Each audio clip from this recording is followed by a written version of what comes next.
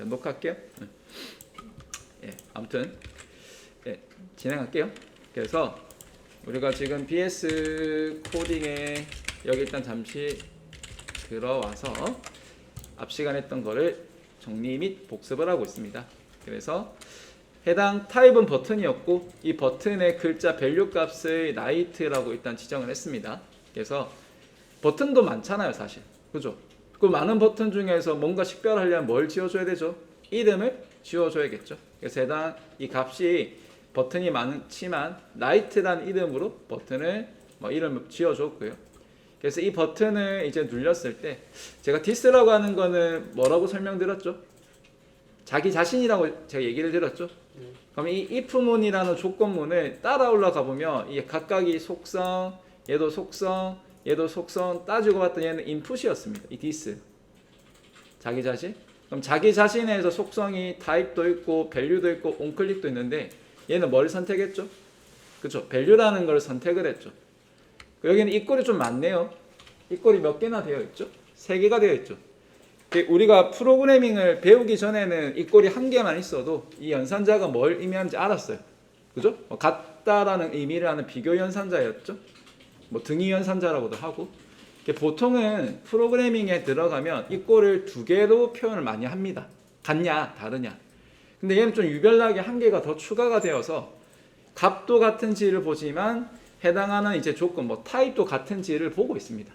그래서 지금 이걸 물어보는 거는 night가 값이 맞고 해당한 타입도 일치하느냐 이런 거를 보고 있습니다. 자, 그리고 변수를 선언을 할 때 var이라는 이제 variable이라는 예약어를 줄여서 var이라고 하는데 얘의 역할은 변수를 선언합니다. 굉장히 중요합니다. 변수를 그러니까 선언하는 것부터 시작을 해서 초기화 값을 할당하는 것부터 해서 이걸 재사용하는 것까지 엄청 많이 쓰입니다. 변수는 무조건입니다. 무조건. 처음부터 끝날 때까지 쓰이는 몇 안 되는 키워드 중에 하나입니다. 그래서 무조건입니다. 제가 이거 다큐멘트 이거 하나씩 설명을 좀 드렸습니까? 일단 자바스크립트라는 것도 하나의 프로그래밍 언어인데 이게 워낙 그 안에 기능들이 많고 좀 자주 쓰고 많이 쓰는 거를 제가 빌트인 내장 객체 혹시 들어보셨습니까? 네. 그리고 제가 이거 뿌리라고 해서 윈도우라는 엄청 큰 최상위 어떤 그 클래스도 제가 설명드렸습니까? 그 윈도우 안에 족보가 다큐멘트도 있고 내비게이션도 있고 여러 하위에 있는 그런 내장되어 있는 객체들이 많이 있었죠. 맞습니까? 그래서 거기 안에 이 다큐멘트라는 것 하나의 종류였습니다. 제가 아마 이미지로 아마 보여드렸을 거예요. 검색하면서. 그러면 이 다큐멘트라는 객체라고 했는데 제가 또 객체를 또 뭐라고 설명을 드렸죠? 일단 그죠? 수납 도구라고 좀 기억을 해달라. 그럼 뭐를 수납을 하고 있습니까? 일단은 변수나 어떤 기능, 메서드 이런 거를 그 수납, 담고 있다. 그럼 이 내장 객체라는 거는 이 안에 많은 기능들 중에서 이 쿼리의 셀렉터는 또 뭐 하는 거죠? 우리가 HTML 선택자 다 배우셨죠? 네. 그럼 뭔가를 선택을 해야 작업을 할 수가 있잖아요. 그죠? 캐스케이딩을 해서 1타 2피를 하건 우리가 어떤 그 재사용을 하건 작업을 할 때 뭔가를 선택을 해야 된단 말이에요. 그죠? 그럼 body라는 태그 전체 태그를 선택을 해서 어디에 담아놨습니까? 여기 타겟이라는 곳에 body 태그가 전부 다 들어가 있습니다. 그 다음에 이 body 태그를 선택된 타겟은 이제 속성의 스타일, 우리 CSS 배우셨죠? 이 스타일이라는 객체 안에도 어마무시하게 많은 기능들, 속성값들이 있습니다. 그 중에서 배경 색깔을 뭘로 하겠다, 글자 색깔을 뭘로 하겠다. 현재 이 this라고 하는 거는 여기 있는 이 밸류 값을 다시 day로 변경을 하겠다. 그죠? 자, 그리고 나서 이제 뭐가 왔었죠? 여기 보시면. 자, 이번에는 똑같은 건데 변수도 선언하고, 자, 똑같이 내장 객체에서 쿼리 셀렉터인데 뭐가 추가됐습니까? 이 all이라는 게 추가가 되었죠. 위에서는 이 셀렉터에 all이 없죠. 제가 단수 개념이다, 복수 개념 얘기 드렸나요? 우리는 데이터를 처리를 엄청 많이 하실 거예요. 백엔드 쪽에서. 그러면 데이터를 전달할 때 이 전달하는 단위를 어떻게 할 거냐, 낱개로 할 거냐, 아니면 컬렉션 여러 개를 할 거냐. 방금 제가 컬렉션이라고 용어를 설명을 드린 거는 여러 데이터를 단위로 처리하는 그 묶음을 이제 컬렉션이라는 상위 개념이고요. 그 하위 개념에 리스트도 있고 뭐 셋이라는 것도 있고 맵이라는 것도 있습니다. 그래서 요 개념들을 제가 또 얘기를 드릴 건데, 그 제가 앞 시간에 리스트 얘기 안 했었나요? 순서가 있고, 그죠? 그 다음에 같은 뭐 계란판 혹시 얘기했나요? 배열 얘기하면서 뭐 이런 것들. 그래서 A라는 태그를 지금 예제에 보면 한 4개가 있습니다. 웹도 있고, 그리고 뭐 HTML도 있고, CSS도 있고, 뭐 자바스크립트. 그 4개를 여기 리스트에 담아두는 거예요. 그래서 이제 while이라는 반복문을 통해서 이 A 리스트의 length라는 거는 해당 이 A 리스트된 배열에 대한 뭐 크기, 뭐 4를 의미하겠죠. 얘보다 작으면 0은 4보다 작죠. 그럼 참이 되니까 순차적으로 그 프로그램이라는 거는 따지고 보면은 시간 순차, 그러니까 순차적으로 진행되는 것도 프로그램을 얘기를 했었죠. 뭐 TV 편성표, 음악회 뭐 이런 것들. 그래서 순차적으로 이렇게 진행을 됩니다. 그래서 해당 A 태그에 대해서 스타일, 글자 색깔 컬러를 파우더 블루로 다 바꾸는 과정을 반복문으로 4번을 진행을 하게 됩니다. 그 과정이 이겁니다. 이렇게. 그래서 버튼을 누르게 되면 이런 식으로 이게 A 태그, A 태그, A 태그, A 태그, 그죠? 이렇게 진행이 됩니다. 그래서 이게 앞 시간에 했던 내용을 좀 설명을 좀 드렸습니다. 그 배열까지 조금 설명을 드렸었네요. 그리고 제가 while을 썼으면 반복문이 설명을 제가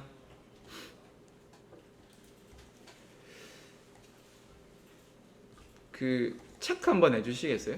지금 제가 혹시 어디까지 했는지 제가 체크한 걸로는, 잠시만요. 여기로 체크가 되네요. 혹시 맞습니까?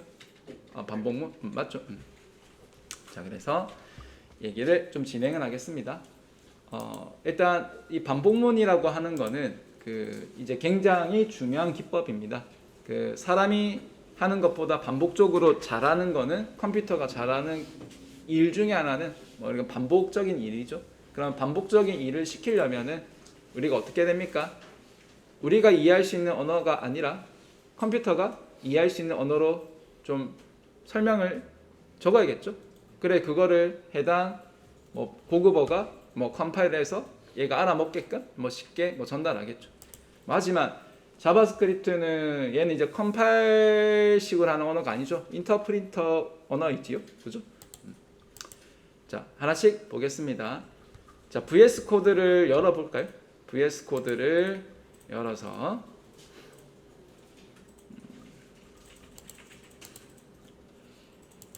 봅시다.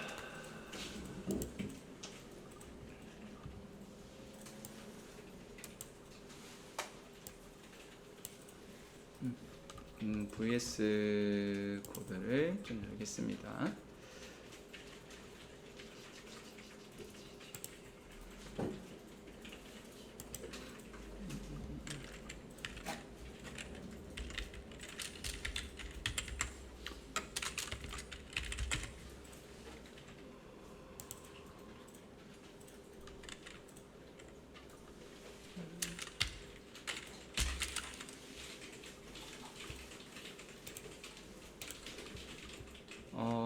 오늘 날짜로 하나 폴더 하나 만들겠습니다. 오늘은 1116으로 만들게요.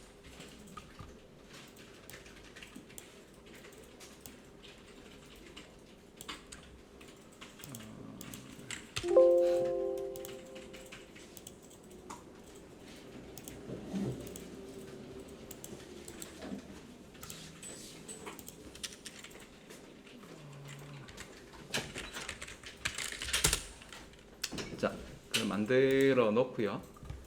그리고 진행을 할 건데, 잠시만요.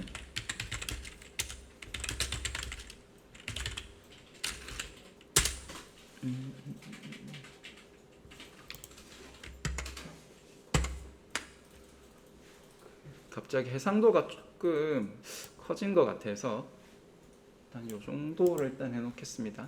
일단 그리고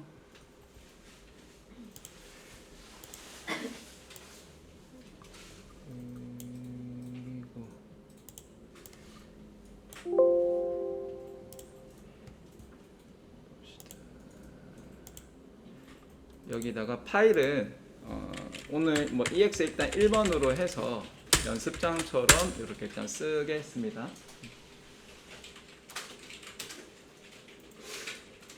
기분 탓인가요? 왜 이렇게 좀 흐린 거 같죠? 원래 이랬어요? 안 그랬죠? 기분 탓인가? 이 왜 이래 흐린 거 같지? 어제도 이랬어요? 잘 모르겠어요? 네. 아 그래? 그럼 일단 진행할게요. 내만 그렇나? 아무튼 네. 전반적으로 색이 좀 우회진 느낌. 그쵸? 네. 원래 엄청 선명했지 않나요? 뭐 일단 보겠습니다. 어제도 뿌였어요? 네, 어제도 좀 보였어요. 어제도 좀 뿌였어요? 그때 저거 엄청 한번 늦게 켜졌을 때 그때 늦게 켜진 이후로 색깔이 좀 보여졌어요. 아 그래요? 원래 여기 엄청 좋은데 이 여기 빔이 제가 처음에 들어와서 엄청 좋다고 이거 집에 갖고 가고 싶다 얘기를 들었잖아요. 그죠? 일단 한번 제가 물어보겠습니다. 빔이 왜 이래 갑자기 뿌얘졌는지. 원래 엄청 선명했는데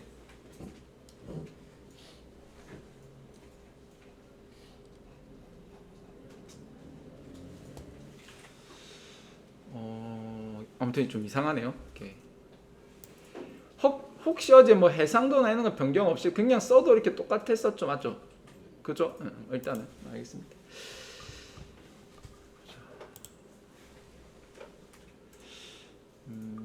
일단 하겠습니다.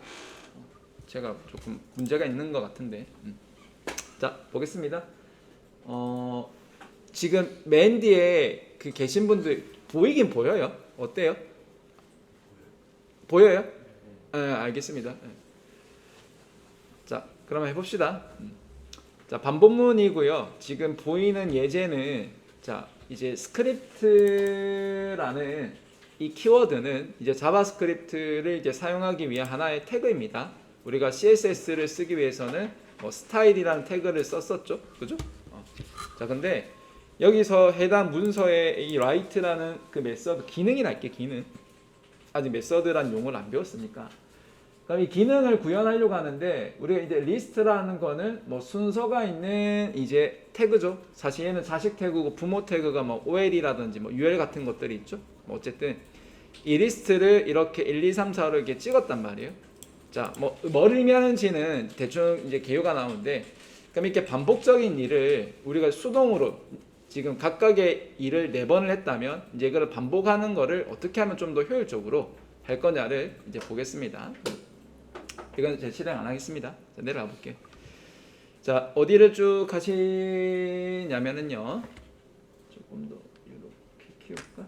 좀 더. 쭉 내려가 보시면은 뭐 예를 들어서 그 1084번째 줄에 가시면은 우리가 필요에 따라서 두 번째랑 그 세 번째로 이제 실행이 되어야 되는 게 있다. 뭐 반복적으로 실행을 하긴 할 건데 그러면 특정 범위를 지정을 해서 반복적인 일을 하려면 어떻게 하는 게 좀 더 효율적이냐라는 게 이제 문제 이제 전달입니다. 이제 문제를 이제 제기한 거죠.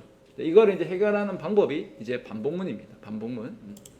자, 그래서 항상 극단적인 예를 좀 많이 들고 있습니다. 뭐 이렇게 뭐 이런 식으로 하게 되면은 좀 어떻게 됐냐? 그러면 확실히 문제가 있죠. 그죠? 그런 이렇게를 한 번에 각각 못 하니까 이거 좀 더 효율적으로 뭔가를 이제 좀 재사용을 해야 된답니다. 자, 그럼 볼게요. 자, 그래서 쭉 내려가 보시면은 우리가 사용할 이제 반복문의 종류는 일단 기본 while문이라는 거랑 이제 for문이라는 거를 볼 예정입니다. 그리고 먼저 이 while문이라는 이 반복문의 키워드는 그 if문이랑 좀 비슷합니다. 뭐가 비슷하냐면은 if문에서도 참일 때 실행되는 그 문장이 있었죠. 내용이. 그리고 이 반복문도 마찬가지입니다. 이게 지금 두 가지가 있는데 포문은 특정 범위 안에만 있다면 반복을 돌리는 거지만 이 while이라는 키워드는 그 조건식이 참이면 이제 수행을 하게 되고 만약에 거짓이면 이제 그 반복을 하지 않게 되는 겁니다. 한번 볼게요. 두 개 다 많이 써요. 많이 쓰는데 사용하는 케이스에 따라서 조금씩 틀리는데 일단 기본적으로 반복이 동작하는 것을 먼저 좀 설명을 드리도록 하겠습니다. 자, 그래서 순서는 이 while문이 실행이 되면 조건식이 참일 때 또는 거짓일 때를 판단해서 그 반복문이 반복이 될지 말지를 이제 정하게 됩니다. 그래서 이거 한번 쭉 읽어보시고 어디를 쭉 가시냐면은 이거 한번 읽어보는 것도 나쁘지 않고요. 그 쭉 내려가시면 1130번에 한번 가보시면은 1130번을 가보시면은 이제 이 코드를 이용을 해서 한번 보겠습니다. 1130번 줄입니다. 이 코드 예제를 복사를 하셔서 자 여기 VS 코드에 붙여넣기를 하겠습니다.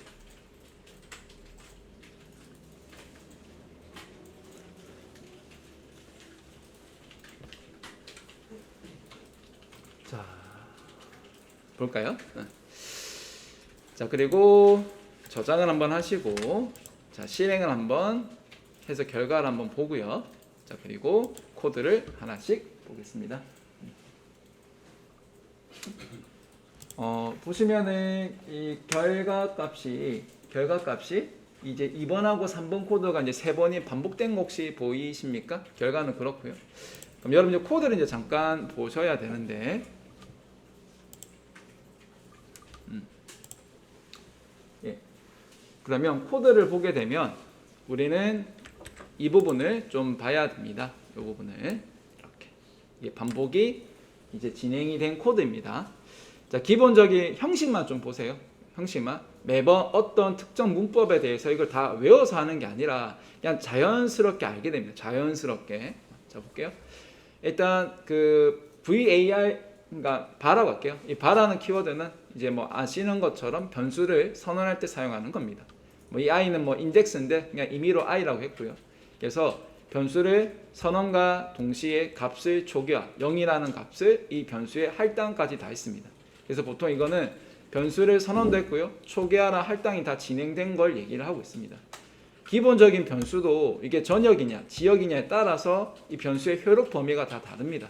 근데 그 좀 구체적인 이런 내용들은 제가 자바에서 조금 더 얘기를 하겠고요. 지금은 간단히 뭐가 있는지만 좀 한번 가볍게 좀 봐주셨으면 합니다. 자, 그래서 이 while이라는 키워드도 뭘 의미하느냐? 반복을 의미합니다. 보통은 이 while은 이렇게 범위를 표현해서 쓰기도 하지만은 보통은 이제 이 while문 안에 뭔가를 계속 반복적으로 돌려요. 반복적으로 돌려서 특정 조건이 이제 거짓이 되면 그 반복문 좀 빠져나가는 조건으로 좀 많이 쓰입니다. 근데 그렇다고 해서 이게 범위를 아예 지정을 못하는 겁니까? 그렇지는 또 않아요. 자 보시는 것처럼 해당 이 조건식이 참이게 되면 요 밑에 하위에 있는 문장이 차례대로 반복이 진행이 됩니다. 의미는 이 중괄호를 이제 이용을 해서 이 중괄호 안에 있는 이 내용이 반복이 된다라고 보시면 됩니다. 자 그러면 0은 3보다 작죠? 그럼 조건이 참입니까? 그래서 이 반복이 한번 실행이 됩니다. 그래서 2랑 3번이 이 스크립트를 통해서 내용을 찍게 됩니다. 자 그리고 다시 이제 0이 뭘로 됩니까? 하나가 증가를 해서 1이죠. 그러니까 1은 3보다 작죠? 그럼 참이네요. 그래서 이 안에 내용이 또 반복 한 번 더 실행이 되는 거 맞습니까? 자 그러면 계속해서 반복을 0부터 해서 그럼 1, 2까지 실행을 하고 3은 3보다 안 작죠. 그죠?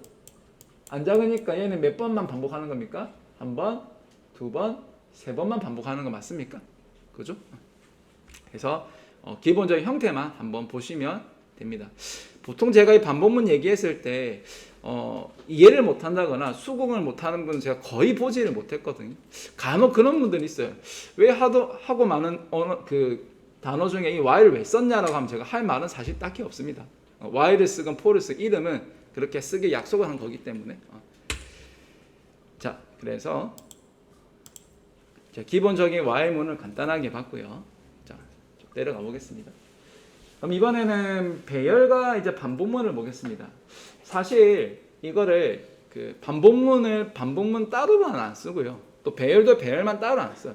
사실은 이 전체적인 거를 좀 복합적으로 많이 써요. 그러니까 나는 if만 쓰겠다. 나는 뭐 for만 쓰겠다. 뭐 그렇지가 않습니다.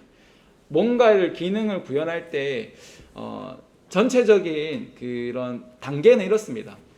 일단 기능을 구현하려면은 항상 뭐가 있어야 되냐면은 우리는 일단 뷰가 있습니다. 그러니까 사용자들한테 어떤 뷰를 보여줘서 뭔가를 행위를 하게 해서 이제 기능이 시작을 하게 됩니다.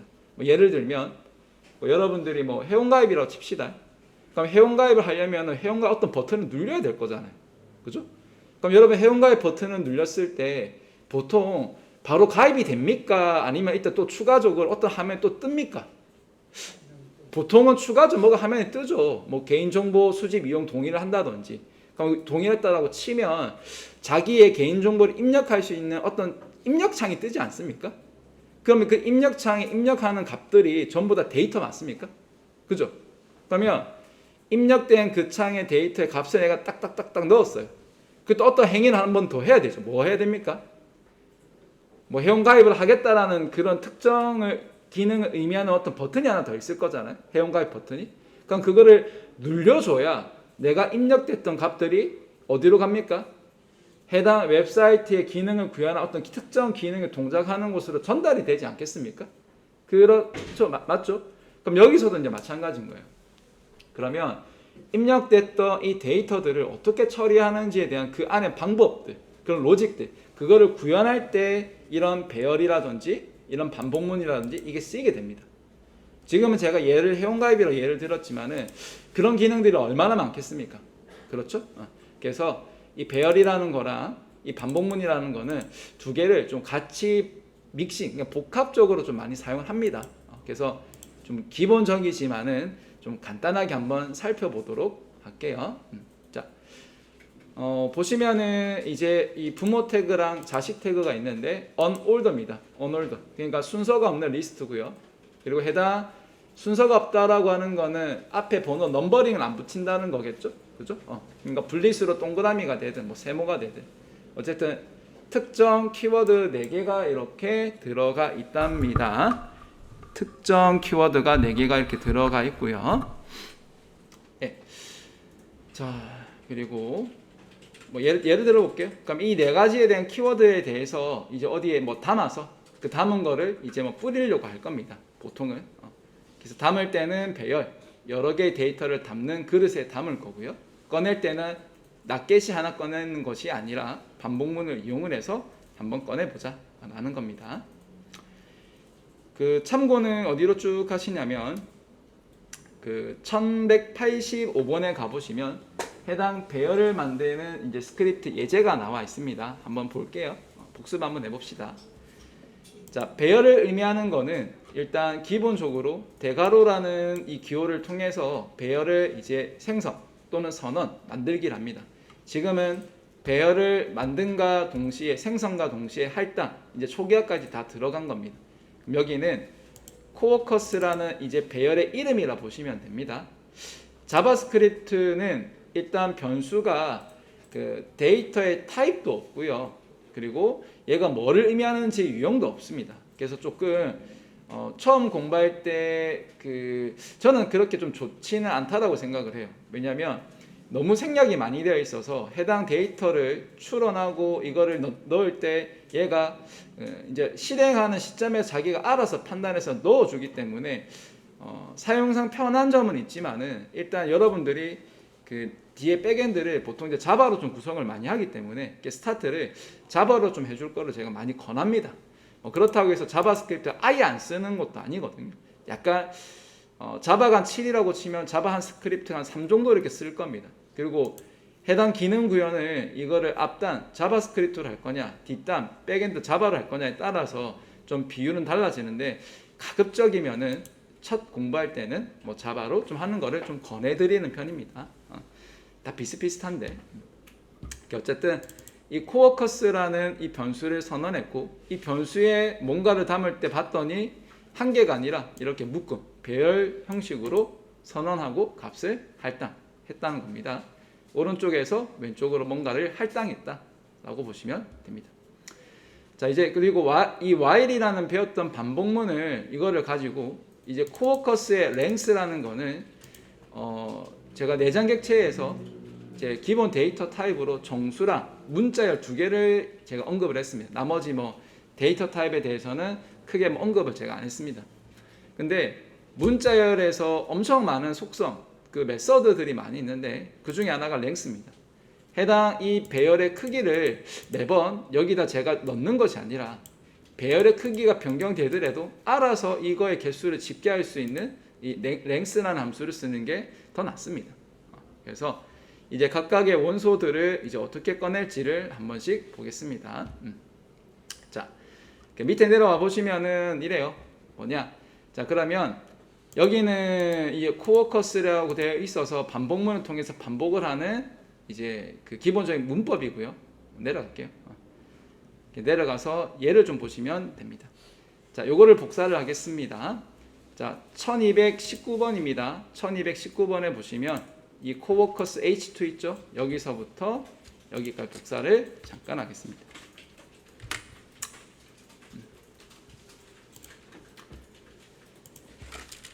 자, 저는 이제 최신 거는 이제 위에다 보통 이게 복사를 제가 한다라고 얘기를 드렸답니다. 이렇게.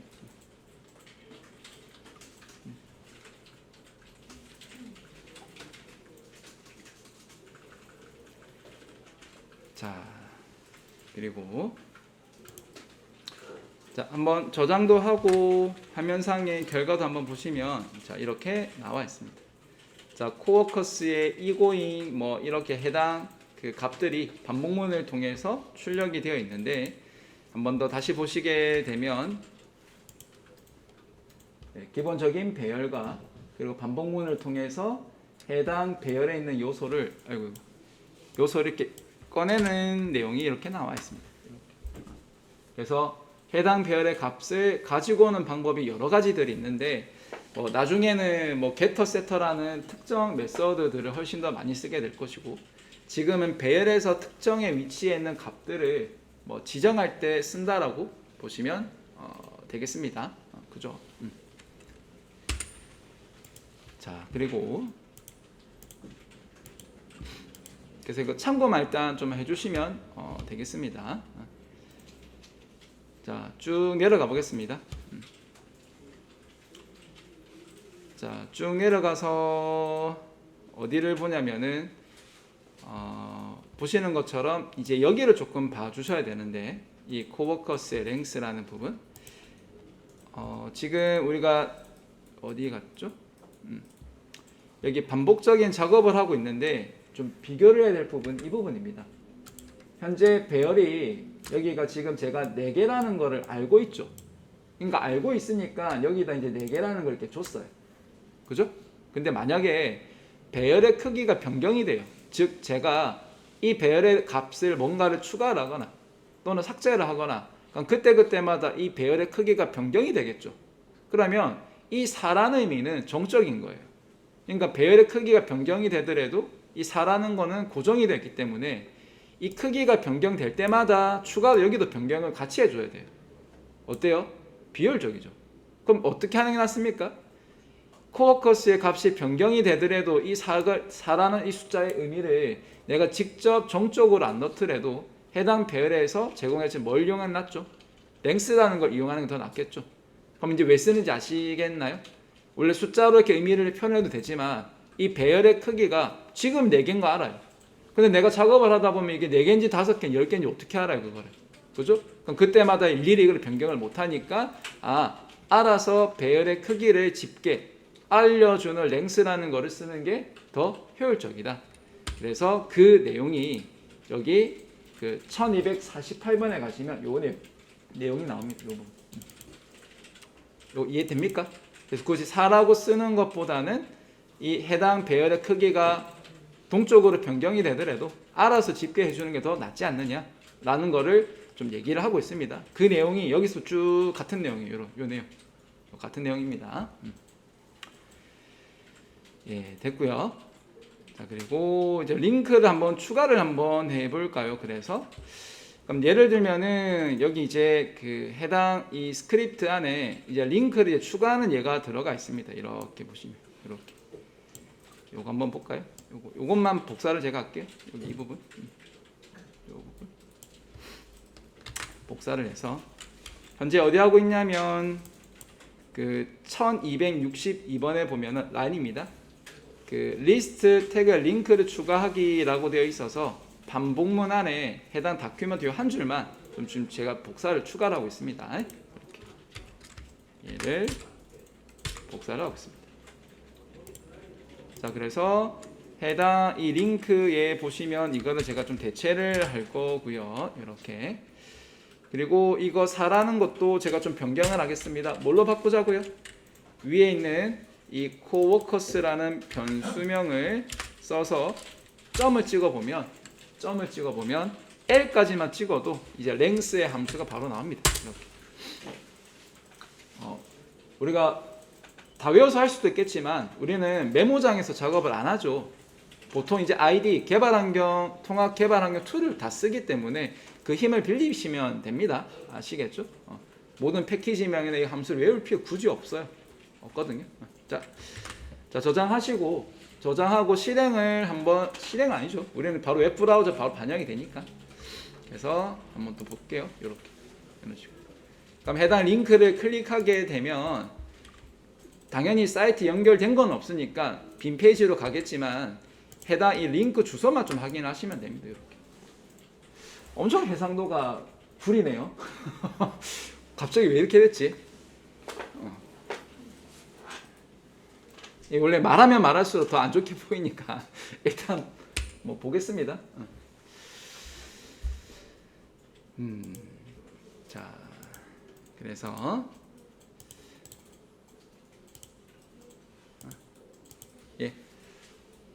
일단 보겠습니다. 근데 위에는 더 안 좋아요. 훨씬 안 좋거든요. 아무튼 다시 제가 한번 물어보겠습니다. 왜 이렇게 됐는지. 그래서 보시면 될 것 같아요.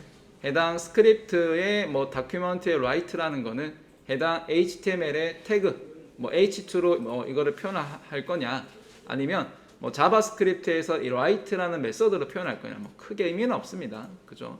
크게 의미는 없고 해당 코워커스의 배열의 값을 하나씩 이제 가져와서 쓰고 있는 거예요. 이렇게 요 부분만 조금 봐주시면 될 것 같습니다. 됐고요. 자, 됐습니다.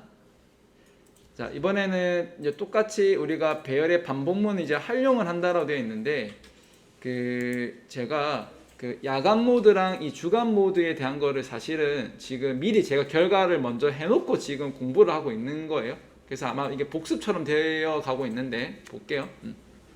자, 그 결과 화면은 해당 버튼을 눌렸을 때 추가된 부분이 이 부분이었습니다. 버튼 눌렸을 때 해당 글자 부분은 얘는 파우더 블루. 그러니까 데이라는 버튼을 눌렸을 때 해당 A 링크를 블루로 변경하는 거를 이제 반복문을 통해서 작업을 하고 있습니다.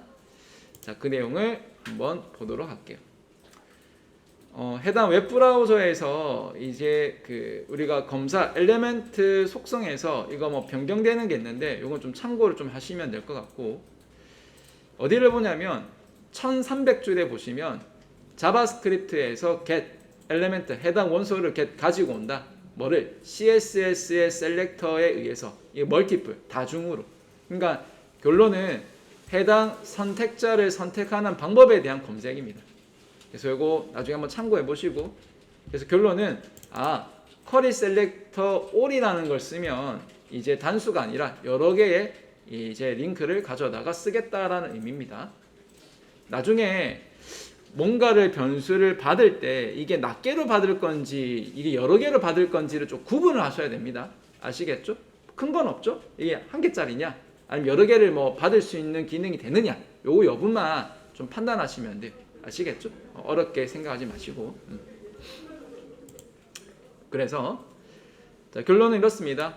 해당 자바스크립트에서 내장된 객체 중에서 이제 쿼리 셀렉트 all이라는 기능이 담겨져 있는데 해당 기능의 역할은 A라는 태그 여러 개를 선택을 해서 담겠다라는 겁니다. 그러니까 단수가 아니라 복수로 담겠다라는 겁니다. 자, 보시면 그렇죠? 그러니까 A라는 태그를 이제 A 리스트라는 곳에 담아서, 자, 이제 콘솔이 나오는데 지금은 여러분들이 화면 설계나 화면 구현을 하기 때문에 화면상에 바로 표현이 되잖아요. 그래서 좀 더 재미가 있어요. 근데 하지만 이게 만약에 순수 자바스크립트나 순수 프로그래밍 언어로만 공부를 하시게 되면 조금 재미가 없어요. 그 이유 중에 하나가 보이는 게 좀 제한적이에요. 그러니까 자바에서도 백엔드에서 처음 공부를 하게 되면 이 결과값들을 이제 화면상에 뿌려주는 게 아니라 콘솔상에 뿌려주거든요. 근데 여러분들은 지금 웹브라우저에서 지금 확인을 하고 계시지 않습니까? 자, 근데 이거 개발자 도구를 이렇게 열어보시게 되면 지금 여기 이 탭 중에서 콘솔이라는 탭이 있습니다. 여기 콘솔. 이 콘솔이라는 탭에 보시면 지금 이게 콘솔을 지금 찍은 거거든요. 값들을 출력을 한 것들을 값을. 그러니까 콘솔보다는 여러분들 지금 화면에 이렇게 뿌려주고 있지 않습니까? 그죠? 한번 다시 확인해 볼까요? 지금 제가 그 BS 코딩 이제 10일 날짜로 만들었던 도메인을 새로 고침을 해보시게 되면 지금 버튼을 안 눌렸잖아요. 그럼 버튼을 눌리게 되면 해당 화면도 이렇게 바뀌겠지만은 그 바뀐 결과의 내용을 여기 콘솔상에도 제가 뿌리게끔 그렇게 콘솔로 명령어가 들어가 있었어요. 그게 뭐였냐면 이거였습니다. 페이지 소스 보기에 보시면은 요 내용이 보이실 겁니다. 요 내용. 이렇게. 그럼 사실 따지고 보면은 이 명령어는 그닥 필요가 없어요. 솔직하게 얘기를 하면. 그러면 물어보는 경우가 많이 있습니다. 그럼 이런 것들은 도대체 언제 이렇게 많이 쓰느냐라고 물어보면 우리가 그 검사를 할 때가 간혹 있습니다. 그러니까 제가 만들었던 기능을 구현을 뭐 단위 테스트를 한다든지 또는 특정 기능에 대해서 검사를 할 때 그 ID라는 거는 보통 이제 1차적으로 문법 검사를 해줍니다. 보통은 이 통합 개발 환경 툴이 IDE가 그게 뭐 지금 VS 코드가 될 수도 있고 아니면 나중에 이클립스가 될 수도 있고 그러니까 1차적으로 얘가 문법이 맞는지 안 맞는지 검사를 해줘요. 근데 문법적으로 검사를 해서 통과는 됐는데 이게 이상하게 실행이 될 때 이게 정확하게 구현이 안 되는 경우도 간혹 있습니다. 그럼 그럴 때 얘를 써요. 그러면 특정 기능이 이제 제가 프로그램이라는 거는 해당 언어가 순차적으로 진행을 하잖아요. 실행을 하게 되면 그럼 어느 단계에서 이게 에러가 나는지를 검사하는 방법이 두 가지가 있는데 보통 제가 디버깅을 하거나 좀 디버깅이 좀 지원이 안 되거나 지원을 하더라도 이걸로 검사가 힘들다고 하면 보통 중간중간마다 이런 로그 창에 기록을 하면서 이걸 추적을 합니다. 이 기능이 잘 어느 부분에서 되는지 안 되는지 그때 이걸 조금 씁니다. 그리고 또 두 번째는 우리가 그 개발하면서 실행이나 프로그램 잘 동작하는 걸 보시면 되는데 우리는 이제 개발자 입장이기 때문에 뭐가 어떻게 언제 어느 시간대에 안 됐는지 좀 정확하게 알아야 됩니다. 그래야 보고를 하죠. 그죠? 그냥 단순히 웹사이트가 안 되고가 아니라 언제 어느 시간대에 어떤 기능이 뭐 할 때 어떻게 안 됐는지 구체적으로 알아야 됩니다. 그거를 이런 로그 기능으로 여러분들이 추적을 하셔야 됩니다. 그래야지 고칠 수가 있겠죠. 어디에 뭐가 고장나는지를 알았어요. 그럼 어떻게 됩니까? 좀 디테일하게 들어가야겠죠. 어디에 뭐가 잘못됐는지. 자, 그럴 때 얘를 좀 씁니다. 근데 지금은 여러분들이 특정의 결과를 이제 화면이 아니라 이제 콘솔 이 결과 창에서도 출력이 된다는 것 정도만 일단 봐주셨으면 합니다. 이거 계속 볼 거예요. 계속 볼 건데 지금은 저희가 뷰를 하고 있기 때문에 뭐 딱히 그렇게 효율성은 없습니다. 지금은. 그래서 보통 우리가 그 해당 이 부분을 뷰로 이렇게 검사를 하지 이 콘솔 상에서 잘 찍지는 않거든. 그죠? 그래서 참고만 좀 해주셨으면 합니다. 됐고요. 네, 됐습니다. 어디까지 갔냐면 쭉 지금 방금 했던 얘기들은 계속 제가 얘기를 했고 한 3분 남았는데 좀 쉬시고 제가 다음 시간에 여기 24번부터 또 천천히 또 얘기를 좀 하도록 하겠습니다. 녹화는 일단 중지를 할게요.